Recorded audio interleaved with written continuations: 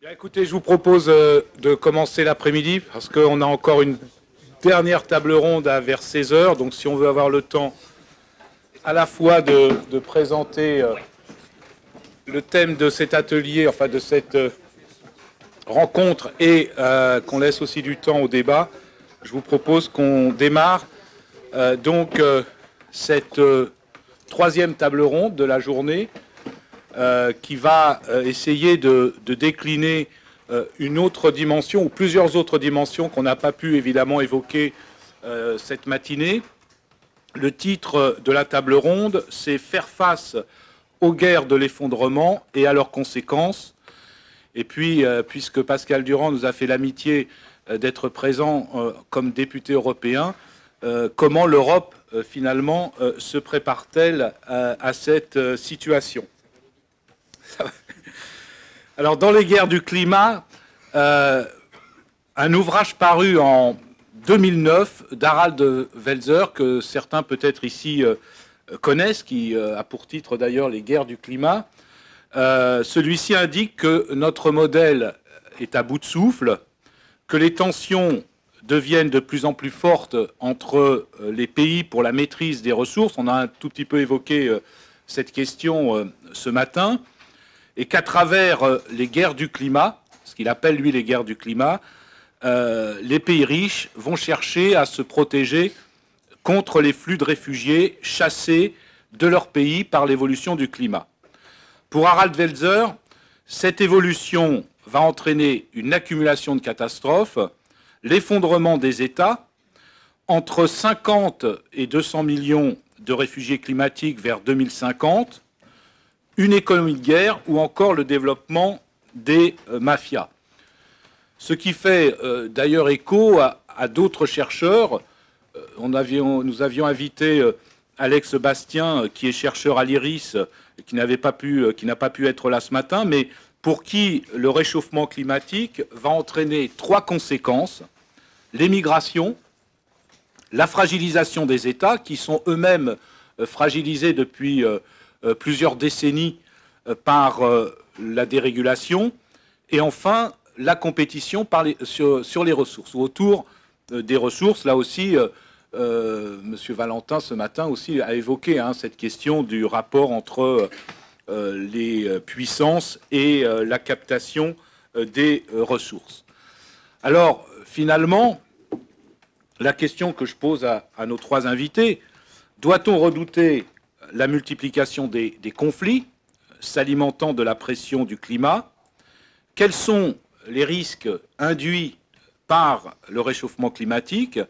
Et comment l'Europe se prépare-t-elle à ces nouvelles dimensions? Et enfin, puisque nous en sommes, en tout cas en Europe, en plein autour de ce sujet, comment aborder la question de l'accueil?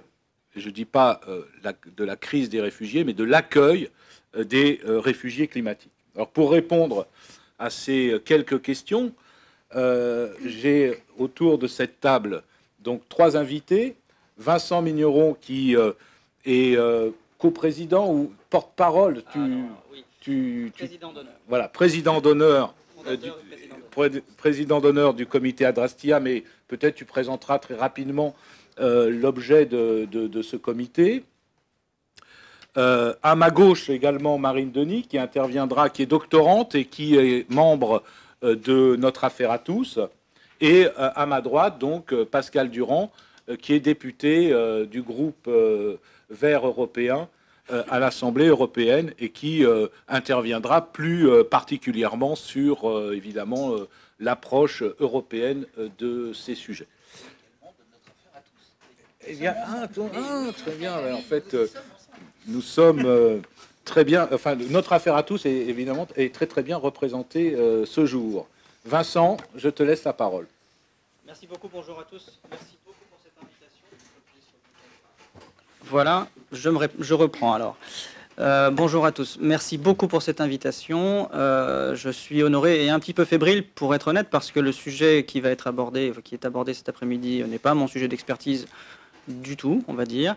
En tout cas, la géopolitique et la guerre, ce ne sont pas les sujets que je traite habituellement, bien que dans le cadre de l'effondrement, ça soit indispensable. Je vais être tout à fait honnête aussi, ce sujet spécifique de la conflictualisation du contexte de demain ne m'est pas facile émotionnellement. Donc je vais le traiter avec une certaine distance et j'espère le plus d'objectivité possible, sachant que moi, c'est un sujet qui m'est difficile. Je suis donc président d'honneur et fondateur de l'association Adrastia, du comité Adrastia. Cette association a pour objectif de centraliser, produire et diffuser de l'information sur le risque d'effondrement de la civilisation thermo-industrielle. L'association existe depuis 2014. Alors, contextualiser la problématique géopolitique de la violence des guerres de demain dans l'effondrement peut-être nécessite une définition de l'effondrement. Je vais en proposer une qui sera à discuter, qui est la mienne, et qui peut-être rassemble ou s'oppose à d'autres définitions de l'effondrement qu'on peut connaître par ailleurs. Et je vais la lire. Quelle que soit l'organisation sociétale humaine considérée, alors c'est important, c'est-à-dire que la question de l'effondrement ne concerne pas que notre civilisation, mais aussi des sociétés de chasseurs-cueilleurs ou des sociétés qui ne sont pas thermo-industrielles, etc. Quelle que soit l'organisation sociétale humaine considérée, l'effondrement, c'est le retour plus ou moins rapide et global des contraintes de la régulation par les lois naturelles sur les critères particuliers de l'alimentation, de la santé et de la sécurité.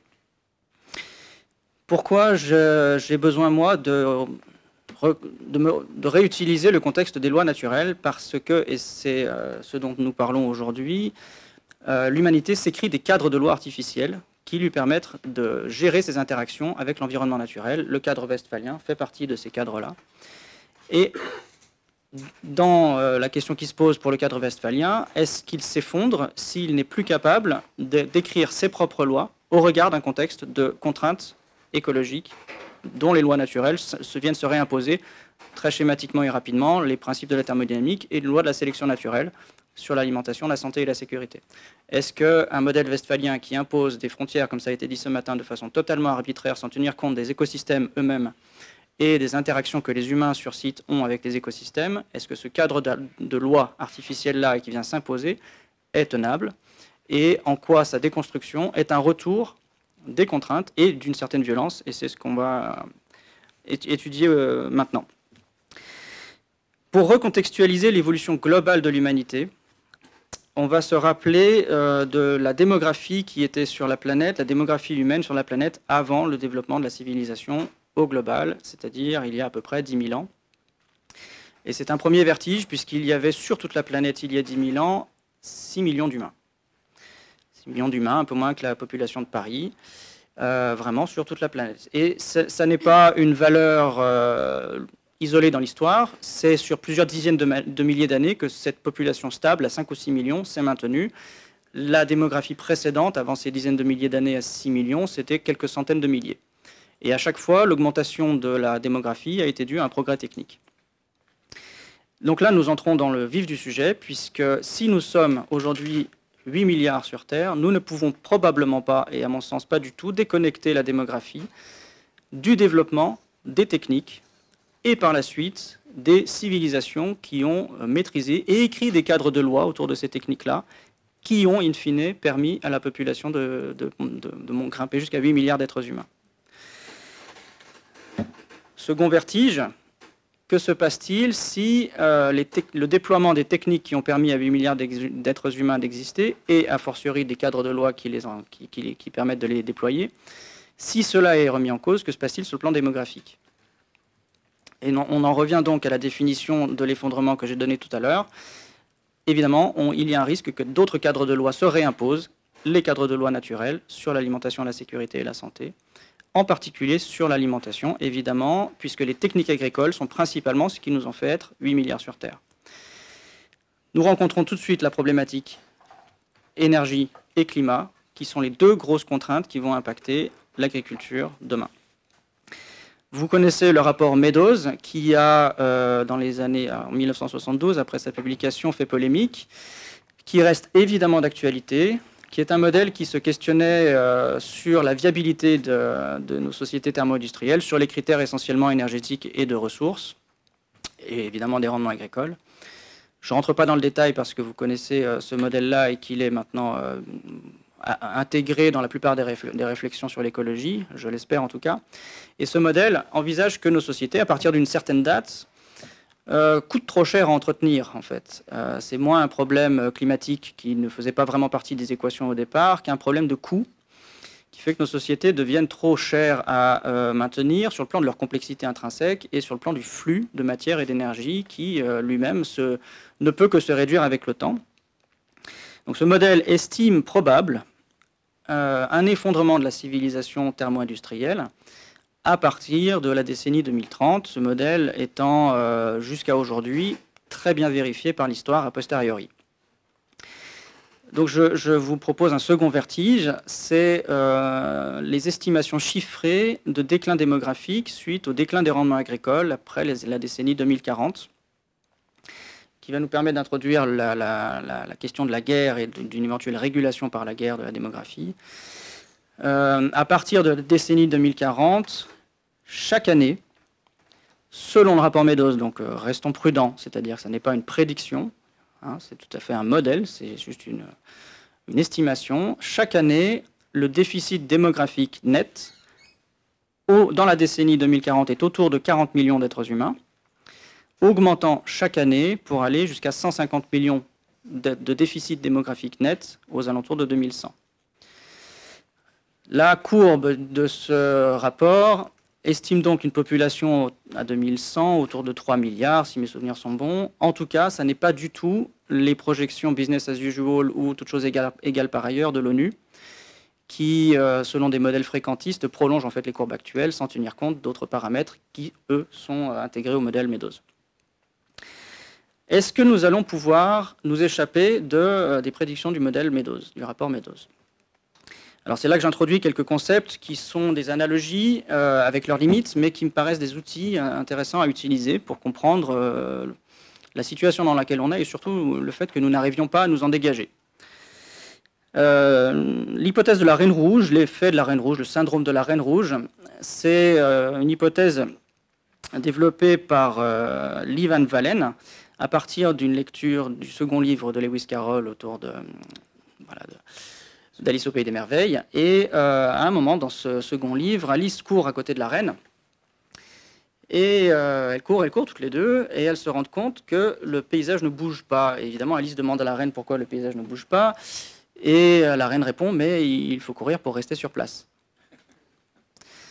Voilà. Et le syndrome de la reine rouge est utilisé désormais dans beaucoup d'autres domaines que la littérature, en biologie en particulier, pour expliquer comment des espèces coévoluent sans changer les rapports de force. Simplement, par exemple, donc des espèces coévoluent puis se complexifient. Le guépard et la gazelle ont coévolué pour courir, non, il n'y a pas de finalité, mais les deux espèces ont fini par être extrêmement performantes à la course, parce qu'à chaque fois que l'une, par sélection génétique, par sélection naturelle, faisait des petits qui couraient un peu plus vite, il fallait absolument que la proie ou le prédateur s'adapte aussi et sélectionne parmi ces petits celui qui court le plus vite. Et au départ, on avait un petit chat et un petit animal chétif qui étaient proie-prédateur, et puis au final, on a les êtres parmi les plus performants, en tout cas à la course, que la biologie ait jamais conçu. Mais le rapport de force n'a pas changé. Et ce syndrome de la reine rouge, appliqué à nos sociétés, peut, encore une fois par analogie, expliquer beaucoup de choses. Pendant la guerre froide, le bloc de l'Est et le bloc de l'Ouest ont fabriqué plus d'ogives nucléaires qu'il n'en faut pour détruire la planète, mais même plusieurs fois. Enfin, je veux dire, il y a une forme d'absurdité dans cette rivalité à la production de têtes nucléaires qui n'a pas sens si on n'introduit pas justement ce principe de coévolution non finaliste, c'est-à-dire qu'il n'y a pas d'objectif particulier à développer une technique en soi ou quelque chose de vertueux ou même quelque chose d'efficace. Simplement, il n'y a pas d'autre choix que de développer les ogives nucléaires juste parce que l'autre le fait. Et ça nous projette finalement dans une forme d'absurdité évolutive et qui vient pour moi éclairer beaucoup de choses sur le plan de notre adaptation. Alors ça s'adapte à toute autre circonstance économique. Des entreprises se développent de façon absurde en utilisant des moyens parfois toxiques, de la publicité à outrance, etc. La question est de savoir dans quelle mesure elles peuvent avoir le choix, si elles ne le font pas, par rapport à une rivalité qui fait la même chose de son côté, sachant même que le développement d'une entreprise est sous-tendu certes par les actionnaires évidemment, mais aussi par l'ensemble de la société dans laquelle elle est inscrite, y compris les salariés et puis les clients, etc., etc. Donc le contexte de la Reine Rouge est peut-être ce dans quoi nous sommes projetés, parce que c'est quelque chose qui nous dépasse finalement. Pour introduire plus précisément la déconstruction des modèles, pourquoi pas celui du modèle westphalien, on peut utiliser une autre analogie issue de la biologie, c'est celle de la sélection R sur K.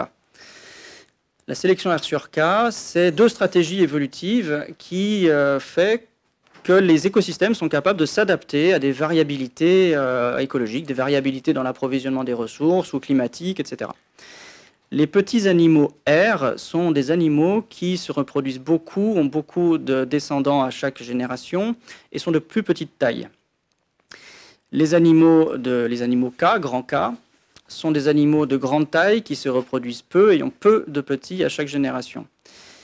Et lors d'une réduction de l'approvisionnement des ressources dans un écosystème, il se passe une forme de sélection R sur K qui fait que les grands organismes qui se reproduisent peu et qui ont peu d'enfants, peu de petits à chaque génération, disparaissent en premier, au profit de l'apparition de petits organismes qui se reproduisent beaucoup, etc. Et ça, c'est ce qui a fait, semble-t-il, l'évolution, la complexité même du vivant, qui est finalement très plastique en fonction des circonstances.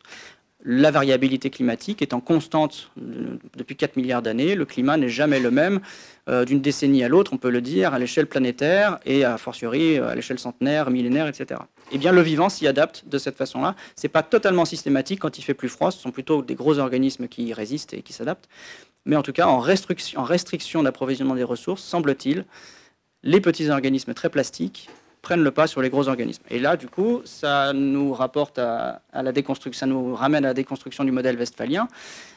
Est-il capable d'anticiper, ou modèle westphalien ou autre, toute forme de complexité administrative, juridique, technique, de loi, enfin voilà, tous les cadres hyper complexes que nous avons développés, seront-ils capables de se déconstruire de façon vertueuse ou seront-ils remplacés tout simplement sous une forme de sélection R sur K? La question est ouverte, mais par rapport à la question de la violence, nous avons un apport intéressant, c'est que les modèles R, petits R, des petits êtres vivants, sont moins rivaux. C'est-à-dire qu'ils sont moins enclins à se taper les uns sur les autres. On va dire les petits organismes sont moins dans des techniques d'appropriation des ressources qui amènent du conflit. Ça, on peut se le rappeler. Vous parliez tout à l'heure de la question des mafias. La question est de savoir dans quelle mesure ce ne sont pas des petites organisations plus plastiques et plus souples qui viennent se positionner à des moments de déconstruction des grandes organisations. Autre conflictualisation, les grands États, les grandes infrastructures et les ZAD, qui sont là aussi une conflictualisation peut-être d'ordre R sur K.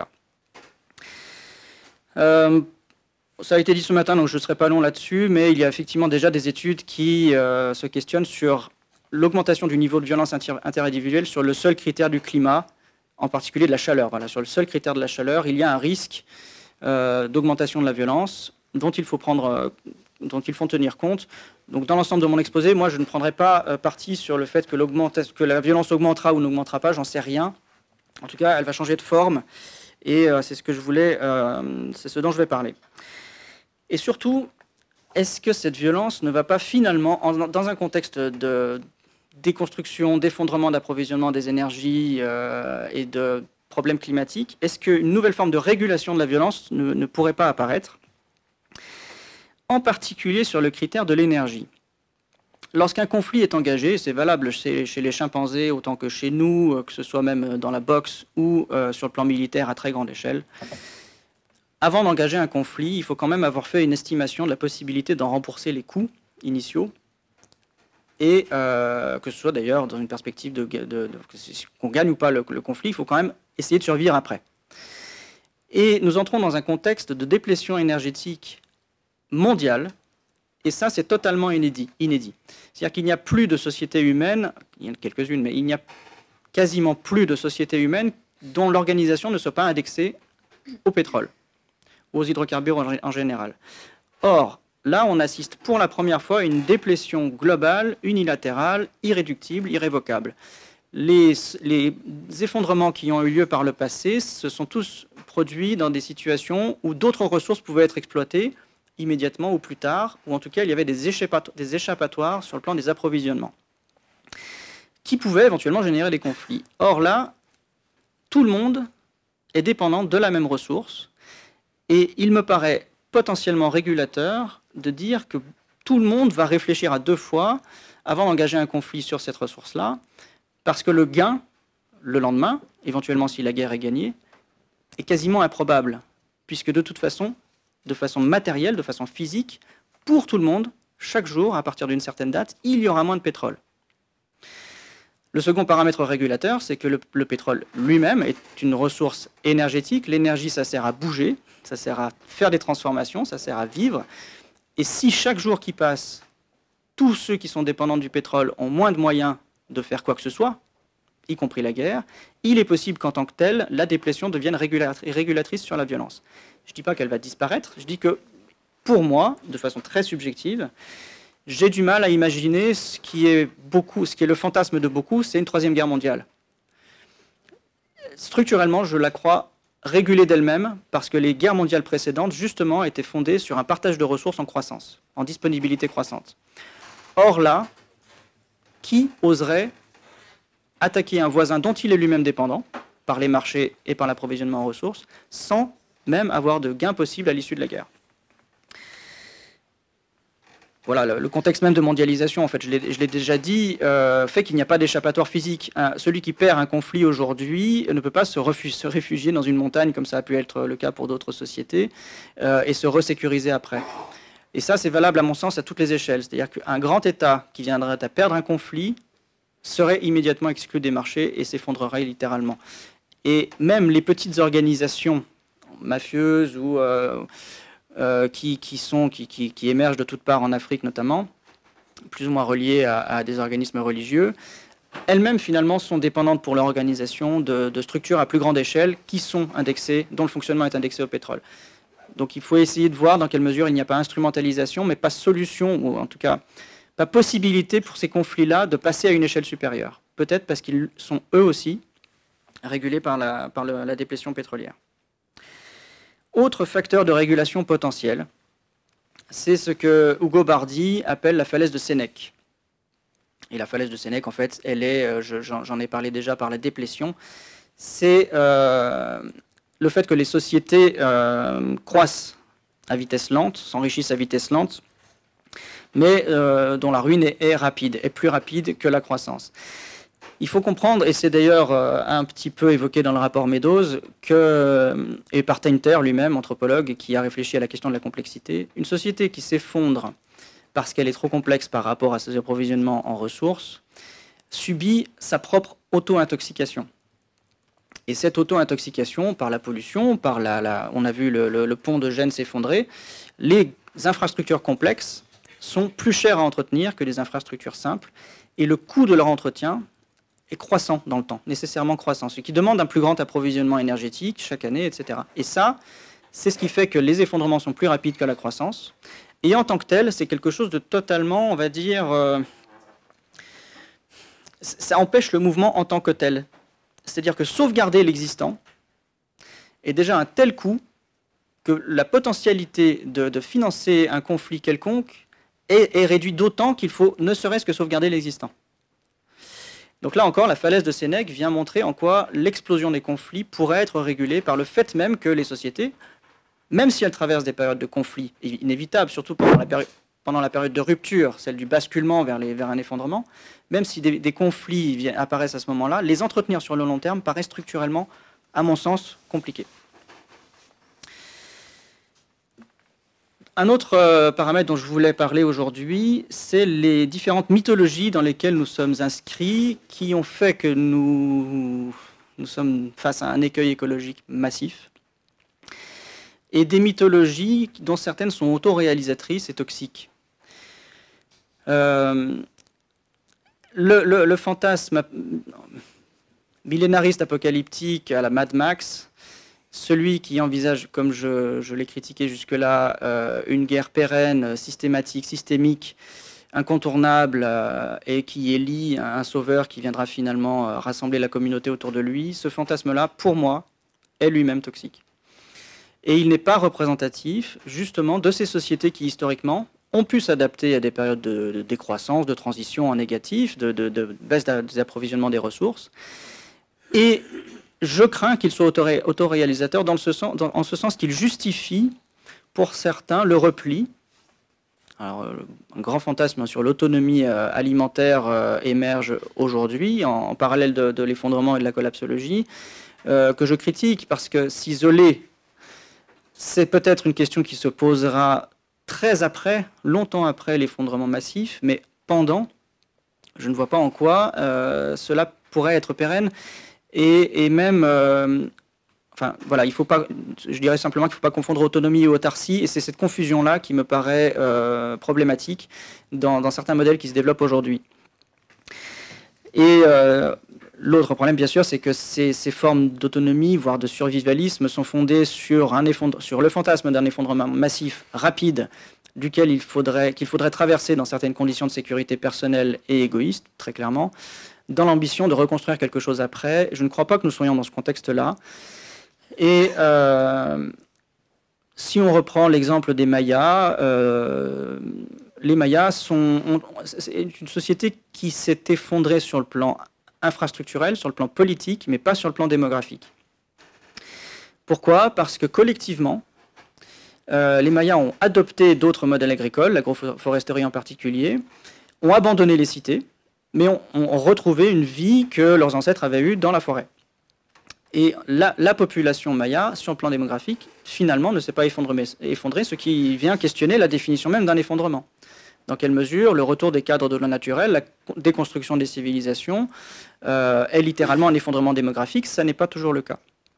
Aujourd'hui, des Mayas, il y en a partout génétiquement en Amérique du Sud, qui sont les ancêtres directs des civilisations mayas qui se sont effondrées sur le plan de l'infrastructure et du politique.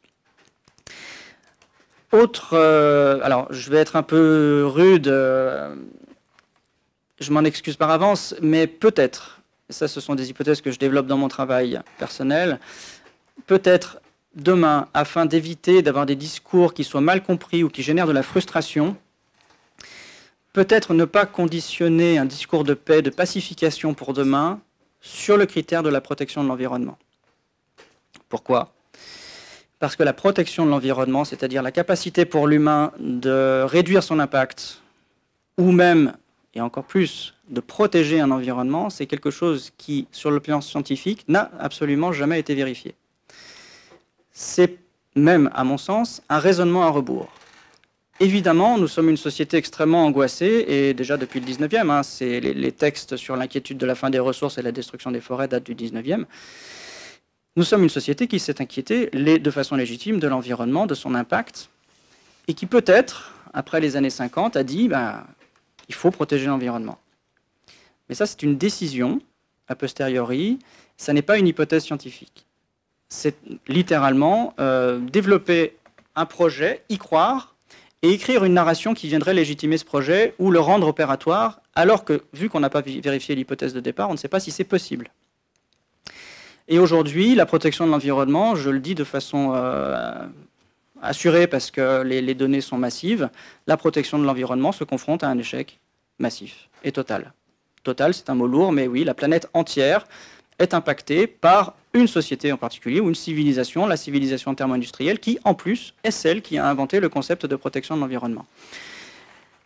Donc il faut comprendre que, alors je ne pourrais pas développer là, mais cette hypothèse que la protection de l'environnement fasse partie des mythologies utiles doit être travaillée absolument. Si nous la reproduisons demain, elle est toxique et potentiellement génératrice de frustration, en particulier pour les plus pauvres, parce que si on leur dit qu'on prend soin d'eux pour leur avenir, en protégeant leur environnement, mais que dans les faits, cette protection de l'environnement ne s'opère pas, et qu'en plus ils souffrent de la réduction économique, de la contrainte énergétique, les plus démunis d'entre nous vont subir cette injonction paradoxale de façon à ce que cette frustration puisse éventuellement être un terreau de violence ou un terreau de rancœur.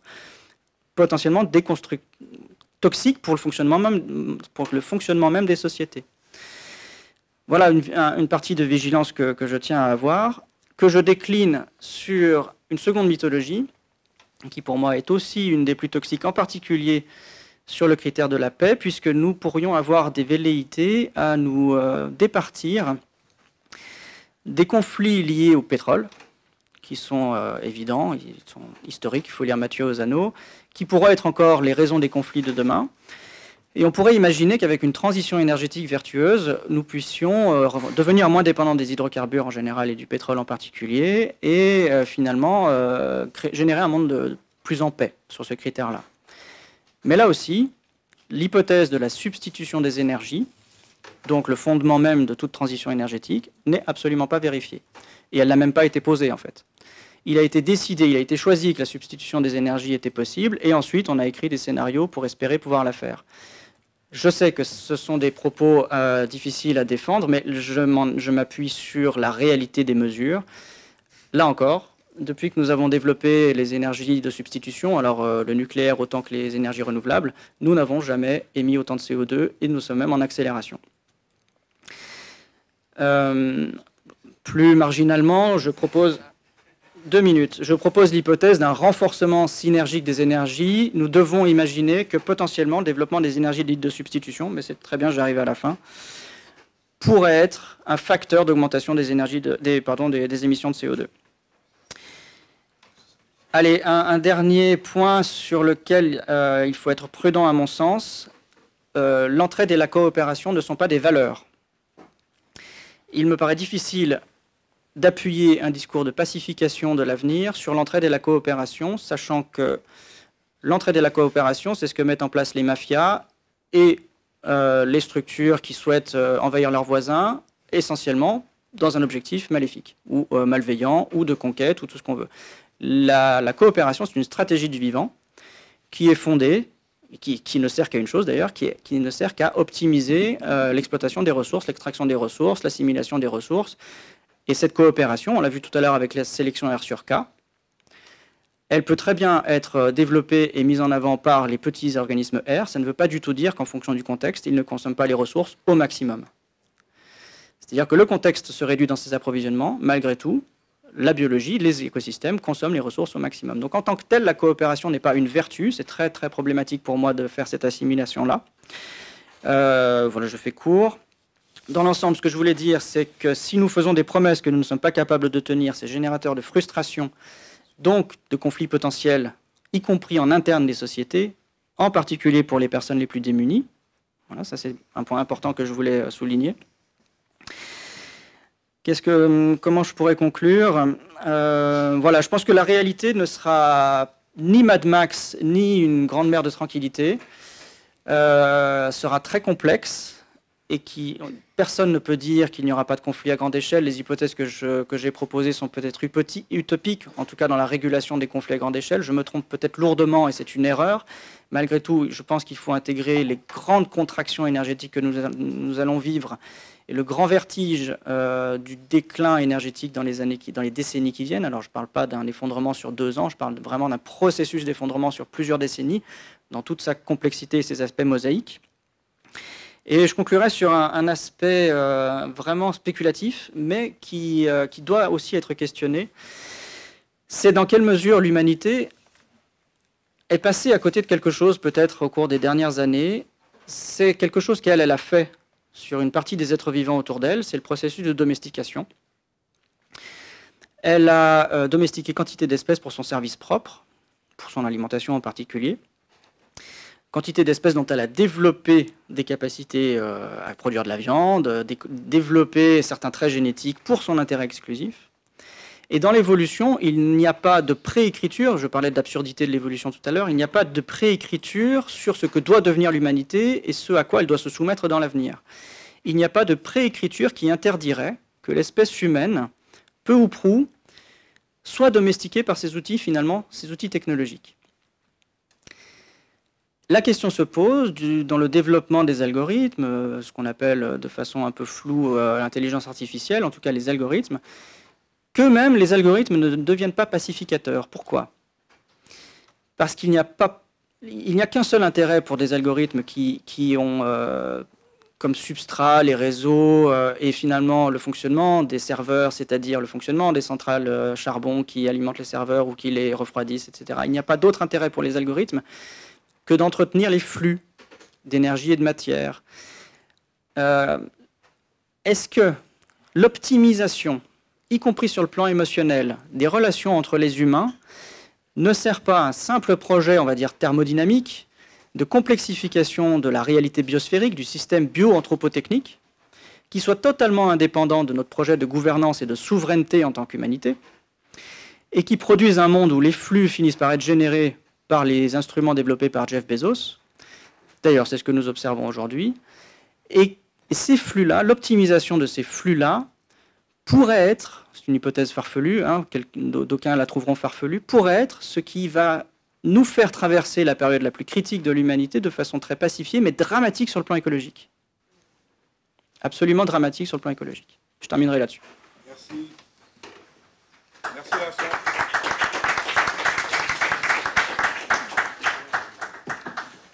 Bon, beaucoup de choses dans ce que tu as dit. Je sais que Pascal bouillonnait à mes côtés, donc je te laisse immédiatement la parole. Je bouillonne pas, je collapse. J'étais en train de m'effondrer sur moi-même, d'exploser, donc, mais c'était cohérent finalement, puisque de toute façon il n'y a pas de solution. Enfin, il y a quand même effectivement quelques éléments qui peuvent me faire réagir. Le premier, c'est d'entendre dire que l'entraide et la coopération n'est pas une valeur, donc la solidarité n'en est pas une non plus. Donc finalement, tout ce qui fonde le combat que mènent les écologistes n'a pas de sens en tant que tel. Donc effectivement, ça me fait réagir. Je pense que c'est une ânerie hors norme. Je pense également qu'il est une ânerie hors norme le fait de dire que la protection de l'environnement ou le fait de respecter l'environnement n'est pas scientifiquement, je ne sais pas ce que ça veut dire scientifiquement prouvé, peut-être faut être au CNRS pour comprendre ça. Mais c'est au fondement quasiment de l'essentiel des sociétés que nous sommes en train de détruire les unes après les autres. Que ce soit en Amazonie, que ce soit dans le fait de respecter son environnement, le fait de le protéger et le fait de se considérer comme une partie de cet environnement est au cœur même de tout un tas de civilisations humaines. Donc je ne sais pas ce que ça veut dire scientifiquement avéré ou démontré. Ce que je sais, c'est que c'est par cette protection de son environnement que des peuples ont pu être très longtemps maintenus dans une situation qui était une situation de vie que nous avons, nous, détruit en venant avec nos logiques à la fois expansionnistes, à la fois oui, destructrices et destinées à piller leurs ressources et leurs économies et tout ce qui ont justement fondé leur civilisation. Mais en réalité, ça ne m'intéresse pas ce débat. Je vais être honnête, il est peut-être vrai ou pas, je m'en fous. Je m'en fous parce que je ne suis pas là pour ça. Je suis là, moi, tout simplement, pour faire en sorte que dans l'environnement qui est le nôtre, et je parle de l'ensemble de son environnement, on essaye de faire en sorte que la situation de ceux qui souffrent le plus ne soit pas aggravée par nos actions. Alors ça paraît médiocre. C'est vrai que ça ne me projette pas en 2050 ni en 2300. Mais si demain je peux faire en sorte que moins de gens meurent en Méditerranée pour essayer de fuir la misère, si je peux faire en sorte que demain on ne bombarde pas des bus au Yémen avec des armes que nous avons nous-mêmes livrées, si je peux faire en sorte qu'au Rwanda, des gens ne se massacrent pas à la machette ou ailleurs, ou avec les armes aussi que nous leur avons livrées, tout simplement parce que le dérèglement climatique fait qu'on met maintenant en concurrence le pastoralisme avec, etc. Tout ça, je pense que je n'ai pas besoin de développer, parce que ça, c'est la réalité d'aujourd'hui. Alors je peux dire, effectivement, je m'en fous, et je peux dire que de toute façon, on est dans un tel phénomène que même si j'agis à la marge, même si j'essaye de faire en sorte que le flux migratoire et que les réfugiés soient hébergés, soit recueillis, soit traités de manière humaine, digne, je suis un minable par rapport effectivement aux enjeux planétaires, historiques, civilisationnels, etc. Peut-être. En attendant, je me coucherai le soir en ayant le sentiment d'avoir fait quelque chose pendant mon passage sur Terre. C'est médiocre, mais je m'en fous, je l'assume. Après, une fois que j'ai dit ça, la question sur laquelle moi j'étais amené à intervenir, et qui effectivement fait que tous les matins je me demande si ce que je fais est utile. Ça, c'est une vraie question, je suis d'accord. Non pas que les autres ne soient pas des vraies questions. Je dis que c'est une question que moi je ne me pose pas, parce que à la place qui est la mienne, je n'ai pas à me les poser. D'autres se les posent. Moi, je n'ai pas à les me poser. Je ne peux pas. Je ne peux pas concevoir l'action politique d'un écologiste en dehors de la solidarité et du soutien à ceux qui sont dans la souffrance. Je ne peux pas. J'ai peut-être tort, encore une fois, mais je ne peux pas. C'est quelque chose qui m'est impossible. Donc moi, la question que j'ai à résoudre tous les jours, dans un environnement qui est un environnement que je n'ai pas choisi, hein, c'est Hannah Arendt qui disait « on ne choisit pas les contraintes dans lesquelles on agit ». Donc je ne choisis pas d'être né dans un moment d'une société, effectivement, qui a été très bien décrite, qui est escalée, il n'y a absolument aucun doute sur cette société-là. Je ne peux pas m'extraire de cela, et je ne peux pas non plus attendre que cela se soit effondré ou cela soit transformé pour agir. Donc, comment concrètement, effectivement, on peut répondre? C'est pas que l'Europe. L'Europe, elle n'a pas en elle-même une réponse isolée du reste des politiques publiques. L'Europe n'est pas une espèce d'île, je sais que certains essayent de la voir comme une espèce d'espace démocratique ou critiqué en tant que démocratie, mais que finalement, quand ça ne va pas, on l'enlève. Un peu comme si on disait le fonctionnement de la France ou des institutions françaises n'est pas bon, donc on supprime la France. Et on aura résolu quoi? Voilà. Donc l'Europe n'est pas isolée du monde. C'est un espace démocratique insuffisant, qu'on peut critiquer par bien des aspects, mais qui se place au même niveau qu'une ville, qu'un territoire, qu'une région, qu'un pays. Et c'est un espace dans lequel nous devons trouver des politiques publiques qui nous permettent de résoudre, au moins partiellement et au moins à court terme, les situations qui nous sont posées. La première des choses, effectivement, c'est, puisque la question migratoire est une question majeure, c'est la question, puisqu'on parlait des réfugiés climatiques, c'est la question du droit. Les réfugiés climatiques, en l'état, n'existent pas. C'est-à-dire que c'est un mot qui n'existe pas. Réfugié est un statut juridique humain qui est donné à des personnes qui sont obligées de fuir leur pays pour des raisons X ou Y qui évoluent selon le temps. Par exemple, maintenant, les persécutions en raison de l'origine ou du sexe sont reconnues. Elles ne l'étaient pas dans le passé. Enfin bon, voilà, etc., etc. Ça, c'est le statut de réfugié qui fait que normalement, ces personnes-là doivent être accueillies et protégées dans les pays où effectivement on reconnaît les valeurs pour lesquelles ils sont persécutés. Le réfugié climatique n'a pas de statut. Et donc les dizaines, les cinquantaines, les centaines de millions de personnes qui sont là déjà, aujourd'hui, maintenant, on est en train de parler d'une réalité. Enfin, les guerres du climat, les réfugiés climatiques, c'est maintenant, c'est pas une prospective.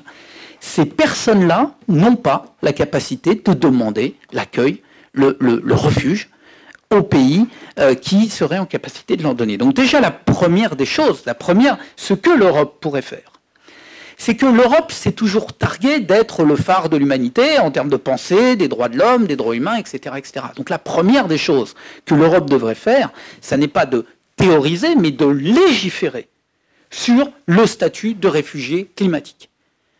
Et d'étendre donc au problème climatique, qui est un nouveau problème dans la succession de crises et de problèmes qui se posent à l'humanité. Donc cette question-là devrait être intégrée maintenant dans notre droit positif.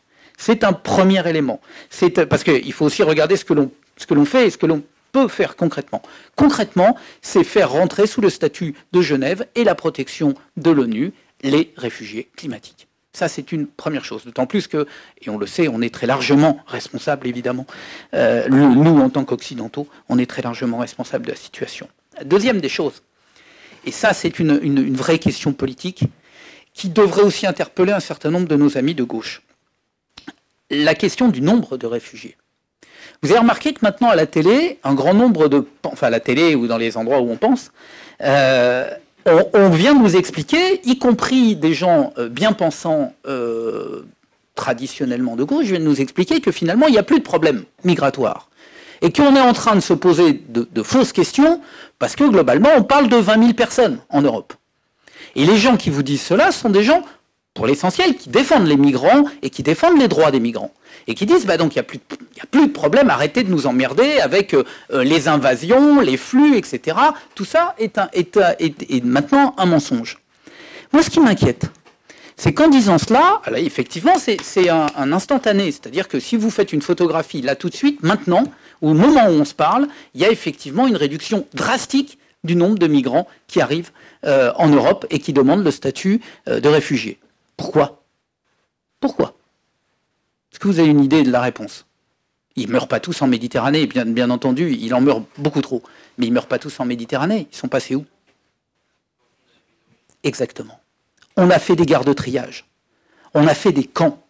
Et donc, ce que l'Europe a fait, puisqu'on parle de l'Europe, c'est qu'elle a investi des milliards qui ont été enlevés d'ailleurs pour une part au développement. Cela étant, si ça sert à rien, on peut se dire que finalement, c'est pas plus con. Non mais, si on veut pas déconner, si on est sérieux, c'est que ces milliards-là ont été pris effectivement, essentiellement, dans les aides qui devaient être destinées aux pays et à la coopération avec les pays du Sud. Il y a beaucoup à dire sur la manière dont on coopère avec les pays du Sud, et beaucoup de critiques à faire. Mais on a enlevé cet argent-là, et on a permis à des pays comme la Libye de devenir des pays sûrs. C'est-à-dire sûrs au sens juridique, sûrs au sens de la Convention de Genève, c'est-à-dire des pays où on peut redéplacer, entre guillemets, les populations parce qu'elles n'y sont plus en danger. Qui veut me faire croire qu'en Libye, on n'est pas en danger? Qui veut me faire croire que les camps en Turquie sont des camps où il fait bon vivre? Qui veut m'expliquer, parce qu'il n'y a pas que les camps en Turquie ou en Libye, qui veut m'expliquer que les camps de réfugiés palestiniens sont des camps où il fait bon vivre? Et donc, la difficulté que nous avons, et alors là, c'est un vrai sujet, et qui concerne et les écologistes et la gauche en général. Je ne parle pas de ceux qui considèrent que les migrants sont des chiens, que de toute façon, d'ailleurs ils traitent les chiens de la même manière, que de toute façon il faut laisser crever ou laisser dans leur pays. Je ne parle pas de cela, ils ne m'intéressent pas. Ce sont des ennemis, ce sont des adversaires, et ça on le sait. Mais je parle de nos amis, ceux qui sont à nos côtés. Comment peuvent-ils continuer à développer le fait que finalement, il n'y a plus de questions migratoires et qu'on peut répartir les flux entre, tranquillement, la France, l'Allemagne, etc. Oui, tant que c'est les 50 de l'Aquarius. On peut y aller, on peut finalement se donner bonne conscience. Alors, ça prend un peu de temps, il faut mettre un petit coup de pression sur le gouvernement, mais bon, à la fin, allez, bon, on en prend 18. Mais pendant ce temps-là, on en laisse des centaines de milliers, voire des millions, en Turquie, en Libye ou ailleurs. Donc la question que nous avons à poser, et celle-là est une vraie question, parce que c'est une question de crise, c'est comment on gère humainement, dans la dignité, dans la solidarité, comment on gère ces flux de population. Et ça, l'Europe ne veut pas se poser. En réalité, on ne veut pas se poser la question. Donc la réponse de l'Europe pour le moment est la réponse la plus con, la plus basique, la plus méchante qu'elle puisse trouver, mais la plus simple également, c'est d'utiliser, et c'est pas pour rien que vous voyez réapparaître un concept qui avait été totalement condamné par les gaullistes et par toute la droite européenne, qui était celle d'une Europe de la défense. D'abord parce que l'Europe de la défense, elle servait à rien, parce qu'on était sous le chapeau de l'OTAN, et puis qu'il y avait les méchants rouges d'un côté, mais que heureusement les Yankees étaient là, donc globalement on était dans l'OTAN, tout allait bien.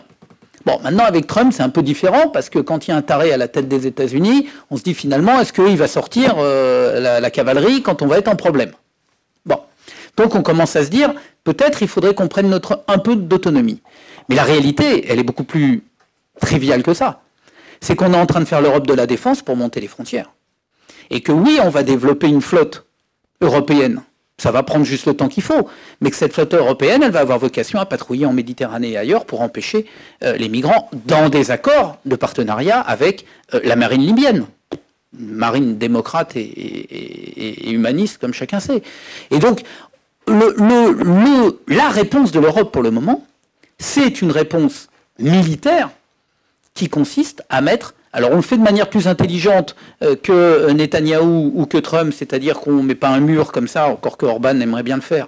Mais bon, on essaye de le faire de manière un peu plus enrobée. Mais la réalité, c'est que la réponse de l'Europe, pour le moment, est une réponse, de sous-traitance de la question migratoire à des pays dans lesquels les conditions sont inhumaines, et 2, en montant des barrières qui sont des barrières et des frontières plus ou moins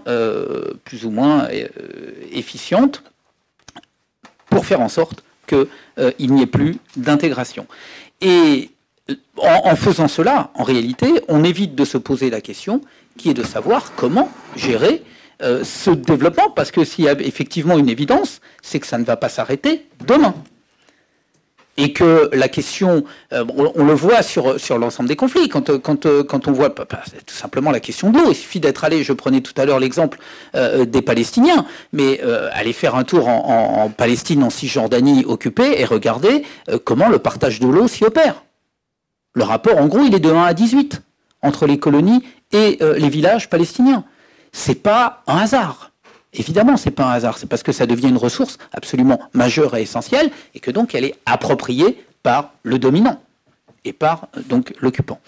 Donc, sur cette question-là, je dois dire qu'il y a là au quotidien, là maintenant concrètement, Ikentnou, comme disait l'autre, il y a vraiment à agir.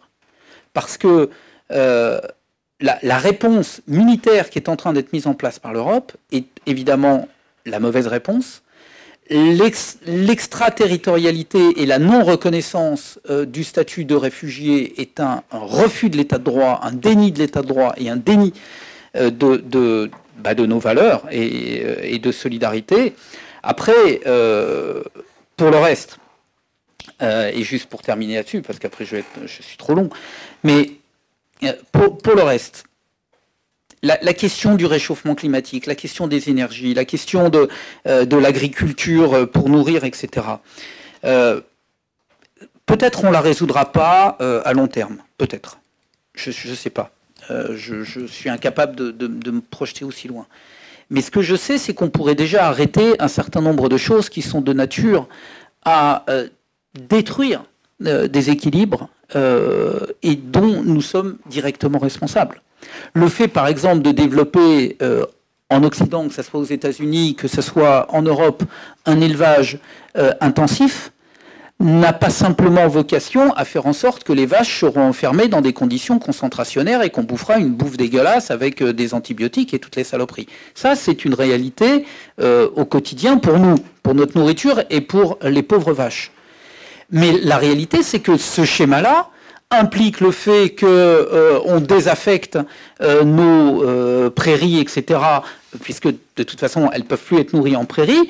Donc, on importe, et là aussi, du soja transgénique du Brésil ou d'ailleurs. Donc, on déforeste au Brésil. Donc, on supprime, selon la belle formule, on remplace la pauvreté par la misère.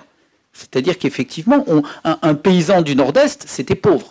Parce que le Nord-Est brésilien, il l'est encore plus maintenant. Mais le Nord-Est brésilien, c'était pauvre. Mais il arrivait quand même à se nourrir, lui et sa famille. Là, il n'y arrive plus. Et donc, on l'enlève de ses terres, on y met des produits qui sont destinés à nourrir nos vaches, et lui, il part remplir les favelas, que ce soit à São Paulo ou ailleurs au Brésil.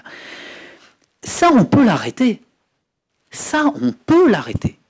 C'est pas compliqué. Il suffit de prendre des lois qui interdisent l'exportation du soja OGM. Et oui, on va se prendre la FNSEA en pleine poire. Ben, c'est un combat. Mais ça, ce sont des combats politiques. Et ce sont ces combats politiques que les écologistes, pas que, hein, on n'est pas, mais que ce sont les combats que nous devons mener et que nous devons gagner pour l'humanité avec l'humanité au sens civilisationnel, c'est-à-dire qui concerne également tout le vivant, pas simplement l'humanité au sens être humain. Ces combats-là, le combat pour l'eau, le combat pour la terre, le combat pour l'air, est un combat auquel nous ne devons pas renoncer. Voilà. Donc, l'Europe, le rôle de l'Europe, c'est de faire en sorte de comprendre que si on continue dans des accords de libre-échange, à être dans une logique où moi je fais de l'exploitation intensive agricole, je fais de la céréale à tour de bras, même quand j'ai plus besoin de céréales, mais c'est pas grave, je les exporte. Et je fais par ces accords de libre-échange, je fais en sorte qu'on détruise la possibilité pour les populations au sud de vivre tout simplement, selon la formule de Gandhi, ou être digne, tout simplement digne, eh bien, nous allons vers une situation qui est celle que nous connaissons, mais qui va s'aggraver, de guerre, de barbarie, de violence, que nous pouvons au moins, dans une moindre mesure, peut-être on ne peut pas l'empêcher, peut-être j'enlève le peut-être, certainement ou sûrement au sens étymologique du terme, on ne peut pas l'empêcher. Mais on peut peut-être essayer de balayer devant notre porte. Et on peut peut-être essayer de faire en sorte que certaines misères soient à minima réduites. C'est peut-être la seule chose que nous pourrions faire, mais ça serait, et c'est notre honneur, d'essayer de le faire. Après, je ne sais pas si on va réussir, je ne sais pas si on fera en sorte que le soja OGM et que la déforestation ou de l'huile de palme ou ailleurs soit arrêtée un jour. Et peut-être qu'on trouvera d'autres saloperies à faire à ce moment-là pour le remplacer, peut-être.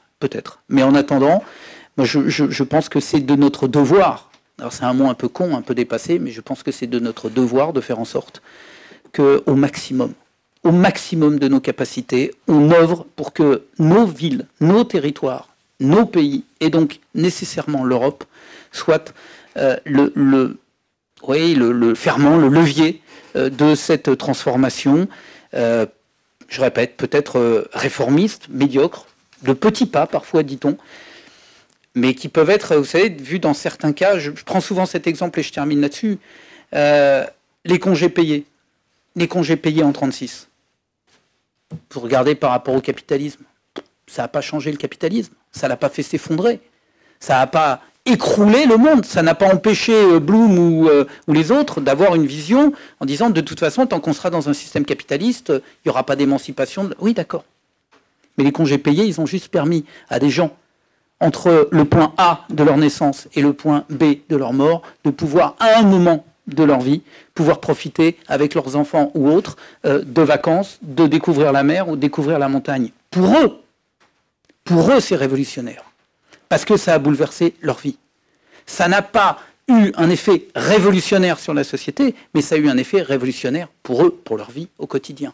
Et donc, il faudrait peut-être qu'on pense la même chose pour la nature, la même chose pour le vivant en général, et qu'on se dise, oui, on n'est pas en capacité de révolutionner le monde, mais on peut, sur certains aspects de ce monde, ou pour certaines personnes qui souffrent particulièrement de ce monde, on peut peut-être révolutionner leur quotidien. Un gamin qui ne se prend pas une bombe tous les matins à Gaza ou au Yémen ou ailleurs, il a une vie révolutionnée. Et ça, on peut le faire. Parce que les armes qui bombardent à Gaza, les armes qui bombardent au Yémen, etc., ce sont les nôtres. Ce sont les nôtres. Donc voilà, c'est ça le rôle de l'Europe, en tout cas tel que je le conçois. Je conçois que c'est pas facile, je conçois que c'est pas gagné, mais je pense que c'est, encore une fois, c'est de notre devoir de nous battre pour cela. Merci Pascal.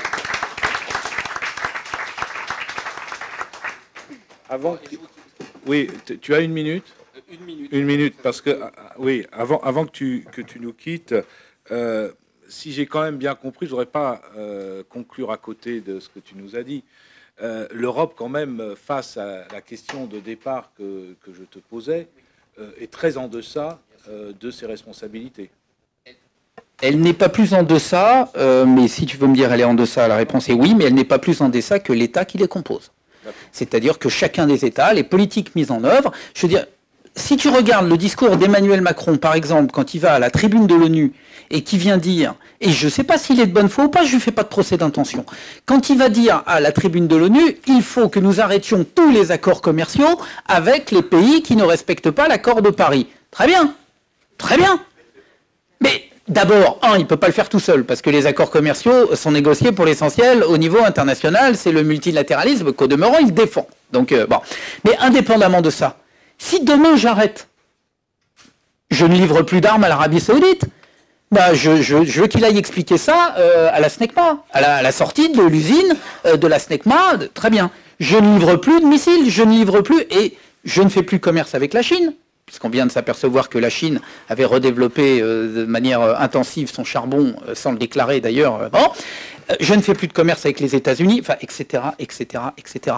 Donc, là aussi, il faut être dans un monde qui est un monde réel. J'en veux à la classe politique d'une manière générale. Et ça, c'est pas que Macron, c'est vrai pour tout le monde.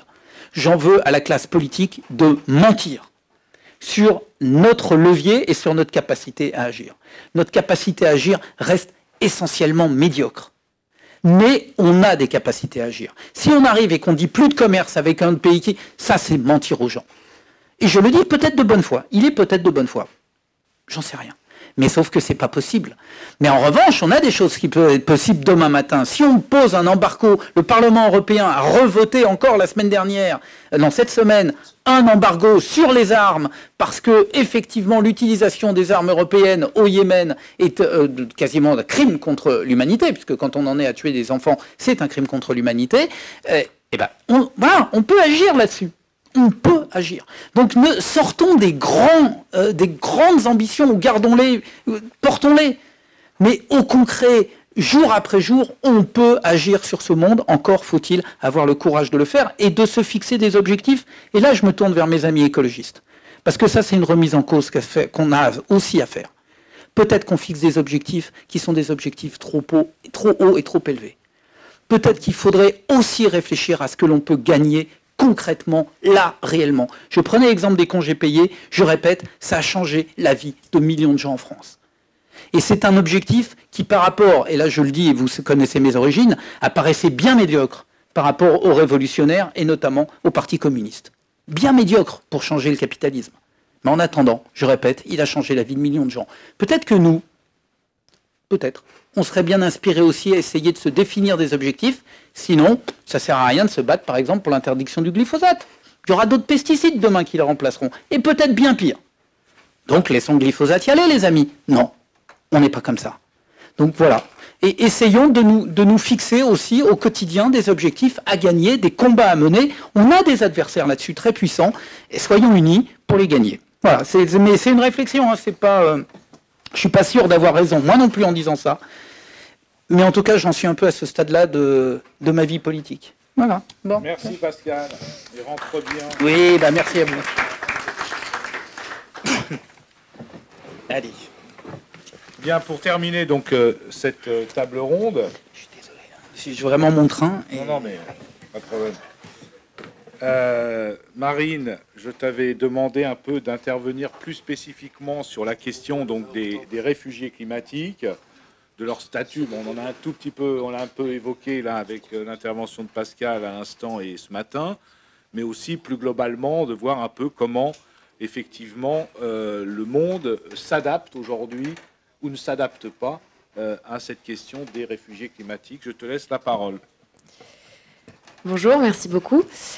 Pour rebondir directement sur ce que Pascal disait, je pense que au niveau du droit, en tout cas au niveau de la sphère juridique, l'objectif, les grands objectifs sont quasiment impossibles à atteindre puisque le droit est une sphère extrêmement conservatrice, encore très humano-centrée, et donc le fait de faire rentrer la protection de l'environnement, la considération du changement climatique est déjà très récente et elle est très difficile. Pour refaire peut-être un point un peu plus général de définition sur le concept de migration environnementale, de tout temps, la migration pour des facteurs environnementaux ou climatiques a existé. Elle s'est faite parfois dans des conditions extrêmement violentes, après des catastrophes naturelles, après des saisons arides. Donc l'homme s'est habitué à se déplacer sur des territoires souvent proches du lieu de départ pour des raisons climatiques et environnementales. Ce qui change aujourd'hui dans un contexte de réchauffement climatique, c'est que ces migrations s'accélèrent, elles s'aggravent et elles se couplent à des catastrophes naturelles de plus en plus fréquentes et de plus en plus violentes. Et donc on se retrouve face à des migrations qu'on qualifie de deux types en sciences politiques. Les migrations rapides, forcées, liées à une catastrophe environnementale, et les phénomènes de slow onset, en fait, de temps long, qui sont liés plutôt aux effets du changement climatique. Et donc face à ces deux types de migration se pose évidemment la question de la protection juridique, de la reconnaissance d'un statut et de droits pour ces personnes qui se retrouvent déplacées forcées.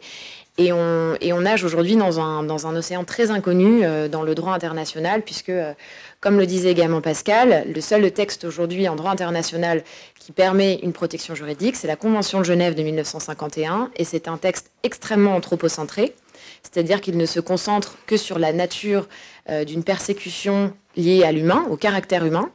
Donc on donne une protection juridique à un individu lorsqu'il fuit un conflit humain, lorsqu'il fuit un génocide, lorsqu'il fuit une violence liée à son genre ou son orientation sexuelle, mais jamais le critère environnemental ou climatique n'est apparu. Il y a plusieurs explications à ça. La première, c'est que le champ de l'environnement et du climat a pénétré très tardivement la question des migrations. On a commencé à parler de migration environnementale dans les années 80. C'est le professeur Elinaoui, qui était le président du programme des Nations Unies pour l'environnement, qui a commencé à évoquer ce terme en Assemblée générale des Nations Unies. Et puis, doucement, certaines organisations internationales ont commencé à se positionner sur le sujet. Certaines ONG ont repris ce terme à leur acquis. Mais les grands juristes et les sphères du HCR, donc le Haut Commissariat aux réfugiés des Nations Unies et l'Organisation internationale des migrations, sont restés au début extrêmement sceptiques et extrêmement effrayés à l'idée de devoir accorder une nouvelle protection à une catégorie de population énorme. Aujourd'hui, quand on parle de réfugiés climatiques, on parle de 250 millions de personnes. C'est absolument délirant. Et il est très difficile de quantifier ces migrations. Il est très difficile aussi de savoir à quel moment on attribue un statut, à quel moment on attribue une protection et à quel moment on s'appuie sur l'État pour que ce soit lui qui fasse ce devoir, qui assure ce devoir de protection. Quand on parle de façon générale de la question des migrations, on touche toujours à cette question géopolitique du territoire, de la souveraineté, de la crainte de l'ingérence. Et c'est pour ces raisons aussi que les organisations internationales sont extrêmement fébriles sur cette question. Le HCR aujourd'hui est complètement dépassé et débordé par ce que l'on appelle la crise des réfugiés ou la crise des migrants, même si je trouve ce terme extrêmement violent politiquement. Le HCR se retrouve aussi dans un espace où on est face à un effondrement du multilatéralisme fondé sur la coopération et la solidarité. Et ça, c'est très fort. L'élection de Trump, elle a eu aussi un impact direct sur les dotations au financement des organisations internationales. Le HCR s'est vu vider de ses financements pour un certain nombre de projets dans un certain nombre de pays. C'est aussi une démarche politique très forte. D'autres organisations, notamment le Haut Commissariat aux Nations Unies des droits de l'homme, s'est vu aussi réduire ses budgets.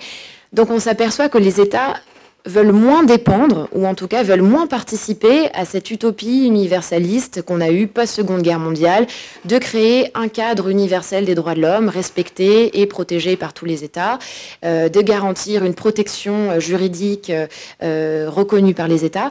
Et ça, je vais vous donner un exemple très concret. J'ai travaillé il y a 2 ans au Haut Commissariat aux réfugiés pour les Nations Unies en Inde, à New Delhi, et Narendra Modi venait juste d'être réélu. Et c'était assez fort en fait comme moment parce que le HCR a historiquement un positionnement compliqué avec l'État indien.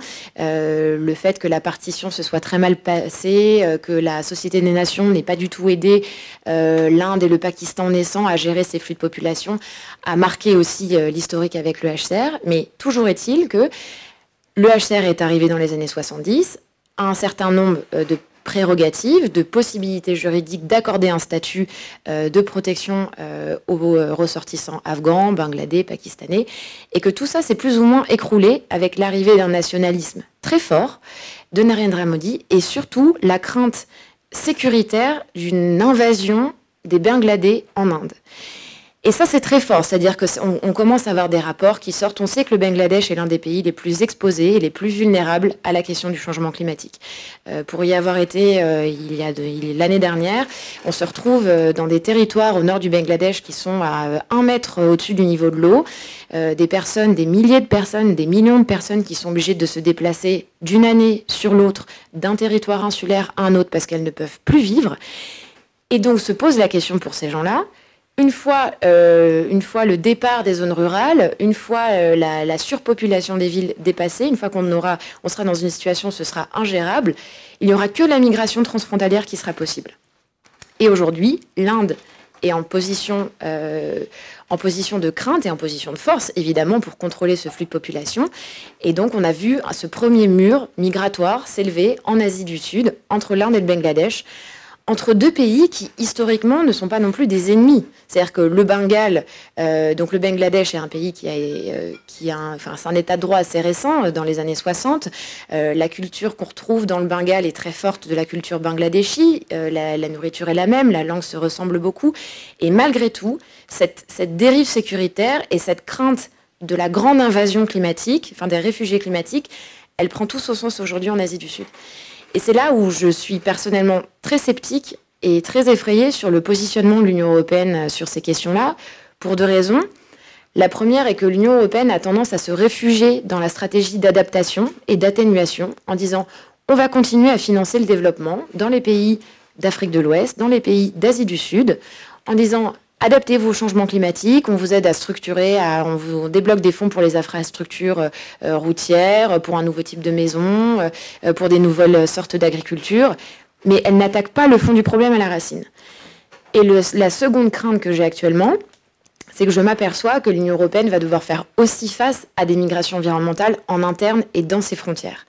Et donc, il est fort à parier que cela va aussi fragiliser ou déséquilibrer, en tout cas, des relations inter-États dans cet espace régional de gouvernance européenne. Et on en a parlé un petit peu ce matin, le recours qui a été déposé en mai dernier devant la Cour de justice de l'Union européenne, donc le People Climate Case, qui est porté par le Climate Action Network, révèle aussi qu'en France et dans d'autres pays de l'Union européenne, on se retrouve avec des ressortissants qui n'ont plus du tout les moyens de cultiver, de produire sur leur sol, de vivre normalement, et qui vont devoir ou bien être indemnisés, ou bien se déplacer pour retrouver une vie normale. Et ça, c'est de la migration environnementale. Sauf qu'elle se fait de façon interne, elle se fait à une échelle géographique de 5 ou 10 km, et donc on reste toujours dans cette prérogative d'État, où on espère qu'en fait, le pouvoir régalien assurera aussi la protection de ses ressortissants. Quand on est dans des États qui deviennent défaillants, qui sont affaiblis, comme c'est le cas du Bangladesh, pour beaucoup d'autres raisons que des raisons climatiques. Là se pose vraiment la question de la coopération et de la solidarité internationale, et aussi des contre-pouvoirs qu'on peut avoir en tant qu'État devant les Nations Unies, à Genève. Et aujourd'hui, je pense qu'on est vraiment dans ce flou où aucun État ne veut vraiment se saisir de la question. Alors on en parle de plus en plus, régulièrement, à toutes les COP. Les pays insulaires du Pacifique ont fait beaucoup pour la reconnaissance de cette question. Et dans l'accord de Paris, on retrouve cette notion de climate migration. C'est la première fois qu'un accord sur le climat intègre cette dimension migratoire. Donc il y a des choses qui se font. L'année dernière, le Haut-Commissariat aux Nations Unies pour les droits de l'homme a reconnu dans une résolution qui a été votée à Genève le fait que le changement climatique contribue et affecte le respect et la jouissance des droits de l'homme. Donc peut-être que petit à petit, on peut se tourner vers ces espèces d'entrefilets du droit. Moi, je vois le droit comme une immense toile d'araignée. Il est jamais possible de réussir du premier coup, de s'appuyer sur un article de loi, sur un texte. Ça n'existe pas. Par contre, comme le disait Marie ce matin, Marie Toussaint, la jurisprudence est de notre côté. Moi, j'y crois vraiment. Le fait d'avoir de plus en plus de plaintes, de recours qui seront déposés, le fait d'avoir des juges qui rendent des décisions en s'inspirant de textes, de la coutume, de la pratique internationale, le fait de s'appuyer sur des textes internationaux qui, même s'ils sont mous, cultivent aussi cette logique de la protection de l'environnement, ça va peut-être nous permettre un jour de faire rentrer en droit français positif, en droit interne, la protection ou en tout cas l'indemnisation des personnes déplacées par le changement climatique. Et je ne sais pas si j'ai encore du temps. Bon. Autre chose, la limite aussi, donc de ce positionnement sur les migrations environnementales, elle est donc, on a dit, extrêmement politique. Et puis, elle pose aussi un certain biais scientifique et de définition. C'est-à-dire qu'aujourd'hui, beaucoup de juristes et universitaires ont du mal à s'accorder sur un type de définition. Est-ce qu'une personne est réfugiée écologique, réfugiée environnementale, réfugiée climatique? Environnement et climat, en droit, ça n'a rien à voir. Dans la question environnementale, on intègre aussi la dimension anthropocentrée, l'activité industrielle polluante, on peut intégrer la dimension nucléaire. ça peut être une force de frappe, ça peut être une force de lobbying de dire on décide, on promeut la reconnaissance d'un statut pour des réfugiés environnementaux. Comme ça, on peut indemniser les victimes d'accidents industriels, on peut indemniser les victimes d'accidents nucléaires. Si on s'intéresse à la question du réfugié climatique, moi j'ai le sentiment qu'on va se dédouaner. Vous voyez, quand j'étais en Inde et au Bangladesh, c'était très intéressant de discuter avec des associations locales parce qu'elles parlent du changement climatique comme si c'était quelque chose de complètement extérieur. Et c'est toujours la faute du changement climatique, c'est toujours le changement climatique qui est l'accélérateur ou l'aggravateur des problèmes de leur quotidien.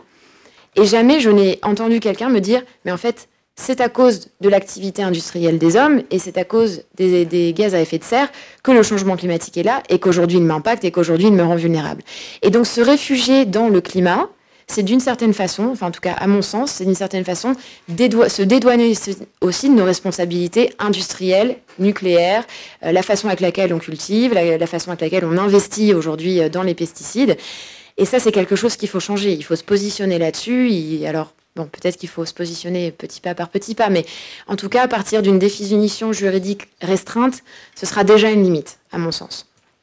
La deuxième chose à faire, c'est que dans ce contexte géopolitique de tension, de recrudescence du nationalisme, du recrudescence de sentiment d'asseoir la souveraineté nationale, j'ai très peur qu'on se heurte aussi à la crainte de la théorie du freerider. C'est de dire, oula, si je suis le premier État à reconnaître un statut pour une personne déplacée, pour des personnes déplacées par le changement climatique, je vais avoir affaire à des millions de demandes. Je n'ai pas du tout les structures internes pour réagir et répondre à cette demande.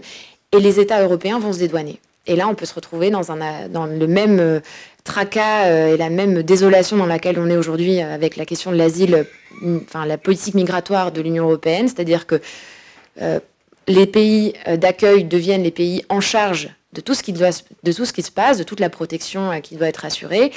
Et je pense que sur les questions de migration environnementale, aucun État n'a envie de prendre ce risque-là. C'est évident. La dernière chose, c'est aussi la projection de long terme. Accueillir une personne déplacée par le changement climatique, c'est très compliqué d'envisager dans les politiques publiques, dans la conscientisation aussi des techniciens qui travaillent sur les politiques migratoires, qu'est-ce qu'on fait après? C'est-à-dire qu'aujourd'hui, ce qui arrange tout le monde dans le droit français avec le droit d'asile, c'est qu'une personne est accueillie sur le territoire français, jouit d'un certain nombre de droits. Une fois que le conflit est terminé, la personne repart. Dans la question des migrations environnementales, quand on va se retrouver avec des territoires qui sont submergés par les eaux, qui deviennent complètement invivables pour des questions de hausse des températures, de risque d'inondation, de sols infertiles, il n'y a plus de territoire en fait, il n'y a plus de négociation possible. Et donc là, on se retrouve dans une situation d'apatridie, et le droit est complètement démuni face à ça. Il y a un certain nombre d'accords mous en droit international qui reconnaissent là encore, une logique de coopération ou de prévention du risque contre l'apatridie. L'idée est que, comme tout État qui s'engage à respecter les droits de l'homme, tout État s'engage à ne pas mettre des citoyens dans une situation d'apatridie. Mais si demain les îles Fidji sont submergées, voilà, il n'y a plus de territoire, il va falloir vraiment se poser la question de l'accueil. Et la question de l'accueil, elle est très dure aussi à conceptualiser parce que qu'est-ce qu'on fait de l'état d'origine? Qu'est-ce qu'on fait de la souveraineté? Qu'est-ce qu'on fait de la culture? Et ça, c'est très fort quand vous avez des ressortissants des îles Kiribati qui s'installent en Nouvelle-Zélande ou en Australie, qu'on place dans des zones pauvres, éloignées de tout centre urbain, sans possibilité de reconstruire leur culture, avec des sols différents, avec un accès à l'éducation très faible. On paupérise, on ghettoise des personnes qui n'ont à la base rien demandé, qui sont uniquement des victimes de notre responsabilité en tant que pollueurs. Et on les place dans cette situation-là et on leur donne des espèces de camps aménagés, des territoires un peu subalternes, où on leur dit, voilà, on est quand même gentil de vous accueillir, on vous donne un permis de séjour, mais quel est l'intérêt de donner un permis de séjour à un individu qui a perdu son territoire? Enfin, ça n'a pas de sens, c'est complètement absurde. Et donc là encore, il va y avoir un gros sujet, je pense, politique à mener sur les questions migratoires, sur les questions de sécurité, et il va vraiment falloir agir sur cette question de solidarité et de coopération. Et c'est là où je suis pleine d'espoir parce que j'ai 25 ans et je refuse d'être démoralisée maintenant. Sinon, je ne ferai pas de l'écologie et je ne ferai pas une thèse en droit. Mais c'est aussi très dur de s'apercevoir que l'Union européenne a l'air d'avoir des œillères énormes sur cette question-là, alors que pour moi, le prochain sujet, c'est la guerre des ressources, c'est les flux de population liés à la diminution ou à la perte des territoires, et on n'est vraiment pas au bout de nos peines. Merci Marine.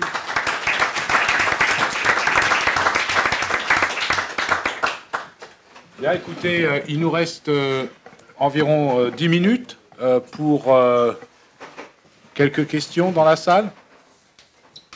Je ne sais pas qui passe le micro, personne pour le moment. Hop.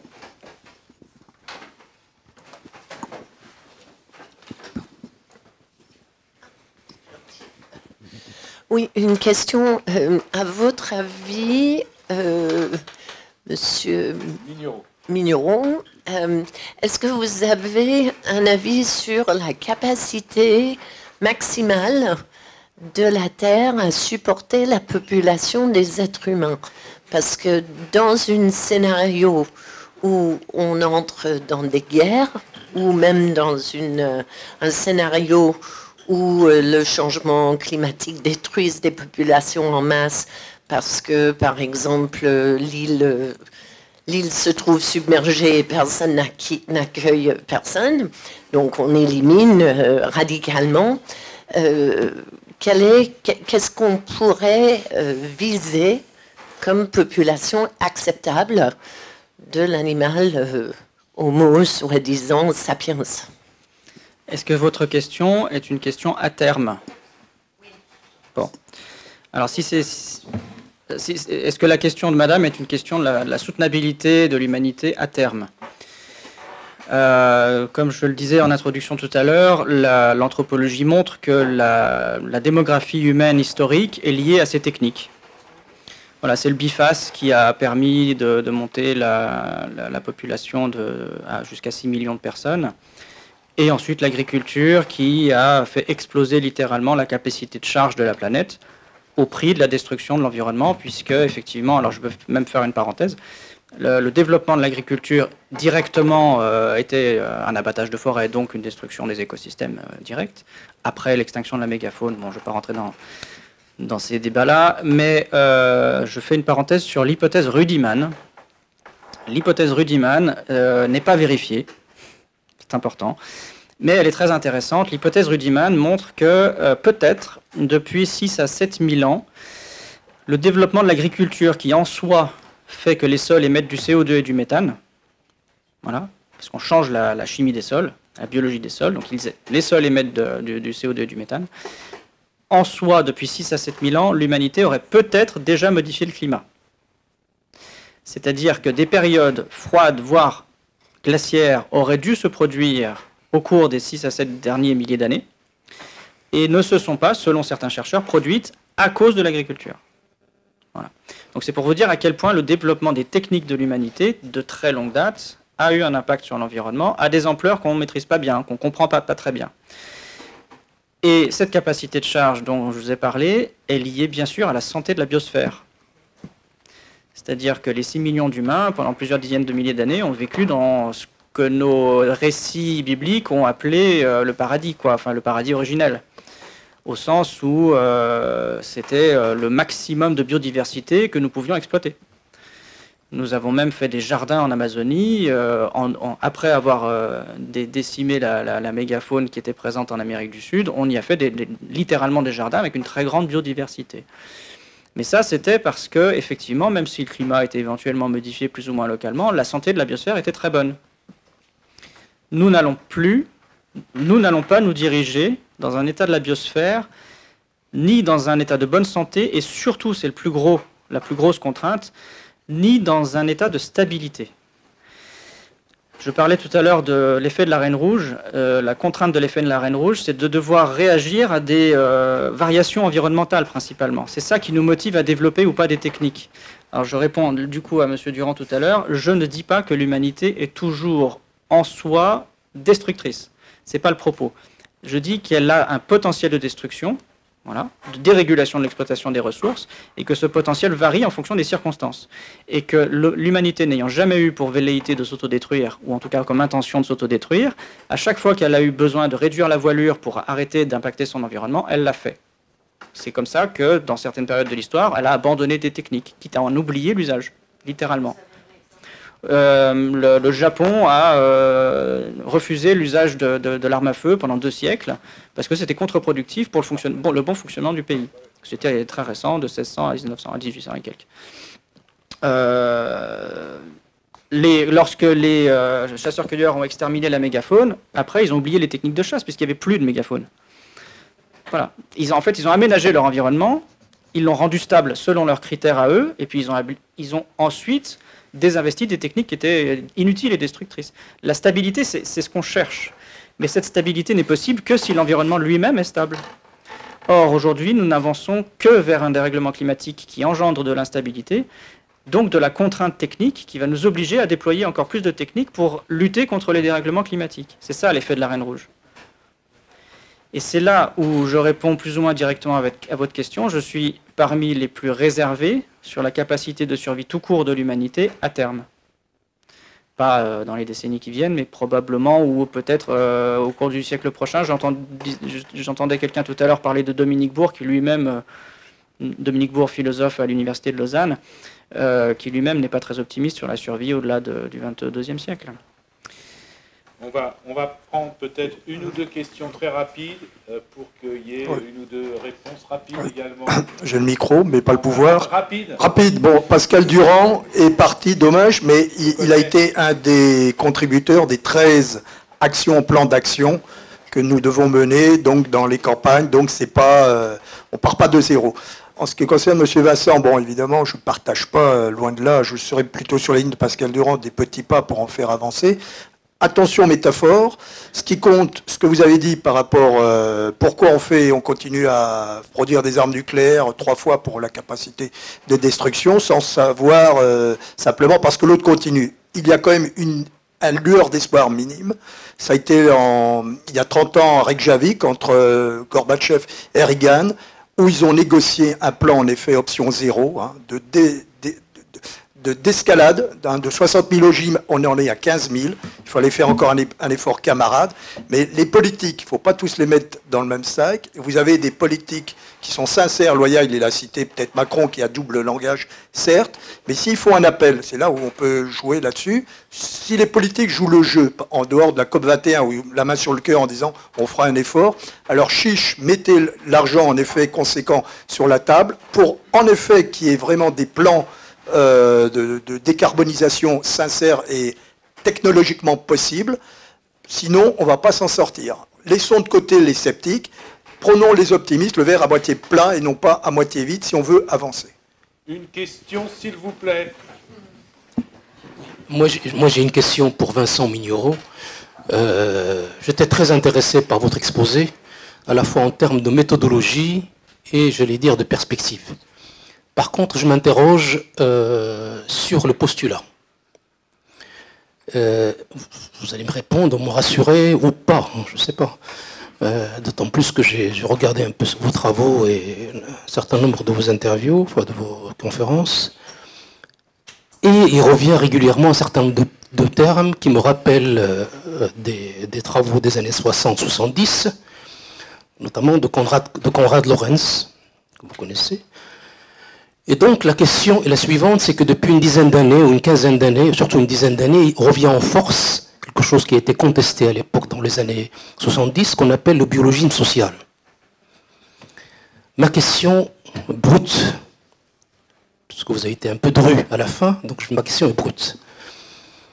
Y a-t-il dans votre, qui est tout à fait, c'est votre droit, est-ce que dans votre approche, y aurait-il des postulats de type biologie sociale, en prenant comme postulat, bien entendu, le dérèglement climatique, c'est-à-dire que les rapports sociaux d'aujourd'hui liés au climat seraient naturalisés par ce qu'on appelle la biologie sociale, qui donne un certain nombre d'approches qui seraient la survie humaine dépendrait d'une approche prédatrice autour de soi, et par conséquent, qui va très loin, si on pousse très bien, à savoir que le système néolibéral serait, si on le tire, le fil politique, serait finalement l'avenir pour nous protéger un peu de ce dérèglement climatique ou pas? Voilà ma question. Une question, et puis comme ça, on répondra globalement. Encore une dernière question. Oui, merci. Je voulais revenir sur la question des réfugiés climatiques. J'ai l'impression qu'on est un peu tétanisé par cette question, en fait, et qu'on a beaucoup de mal à la penser. Vous l'avez bien expliqué sur les aspects juridiques. On n'arrive pas du tout à trouver des définitions claires. On est tétanisé parce que, déjà, on a eu la crise des réfugiés d'il y a quelques années qui venait de Syrie. Là, pour le coup, une vraie crise, puisqu'on a vu débarquer en quelques mois des centaines de milliers de personnes. Aujourd'hui, on parle de 250 millions de réfugiés, et tout d'un coup, voilà, le chiffre nous frappe. On est là encore tétanisé en se disant, même si on est libertaire et même si on aimerait croire en un monde où il n'y a plus de frontières, on se dit 250 millions de réfugiés qui font toc-toc à la porte de l'Europe demain, c'est pas possible, quoi. Enfin, c'est pas gérable. En tout cas, ça sera très, très, très compliqué. Et en prenant un peu de recul, je me dis, mais est-ce que c'est vraiment comme ça qu'il faut prendre le sujet? C'est-à-dire que le changement climatique, c'est un temps long. C'est pas 250 millions de réfugiés qui vont taper à la porte du jour au lendemain, ça va se passer sur des décennies. Quand on parle de réfugiés climatiques, ils sont d'abord dans les pays, c'est d'abord des déplacés climatiques, c'est d'une année sur l'autre une famille qui peut plus exploiter son terrain agricole parce qu'il n'y a pas du tout, parce que voilà, le terrain est plus fertile, ou parce que les températures ont augmenté, et qui va se déplacer en interne de 10, 15, 20, 30 km. Du coup, est-ce que c'est pas plutôt à cette échelle-là qu'il faut réfléchir? Et à ce moment-là, qu'est-ce qu'il serait possible de faire en termes d'adaptation pour accompagner ces pays-là, déjà pour structurellement, politiquement, qu'ils puissent tenir le choc et qu'ils puissent en interne s'adapter. Et je pense aussi à un volet peut-être un peu scientifique, de se dire qu'est-ce qu'on peut faire en termes de projection, cette fois très très scientifique, pour se dire qu'il y aura tel ou tel territoire qui seront habitables ou plus habitables. Et à ce moment-là, comment on les gère? Et du coup, comment ensuite on peut apporter notre part à la gestion de ce problème, mais dans une échelle un peu plus longue. Voilà. Merci. Une question sur le biologie sociale, une question sur les réfugiés environnementaux. Je vous remercie beaucoup pour cette question qui est effectivement centrale. Je ferai assez court parce que je dois aller prendre mon train aussi. La question méthodologique est centrale. Je regarde le monde tel qu'il est et ensuite j'essaie de remonter la chaîne de causalité pour essayer de comprendre pourquoi on en est là. C'est-à-dire qu'effectivement, j'ai pu le dire de façon un peu abrupte tout à l'heure, mais je ne pose pas les choses telles que je voudrais qu'elles soient, en m'écrivant ensuite l'histoire qu'il faudrait. Voilà. Ce qui est pour moi le travers de l'écologie comme elle s'est construite jusqu'à aujourd'hui. Et dans ce constat d'échec, malheureusement partagé, mais je crois que là-dessus on est à peu près tous d'accord, je n'essentialise rien.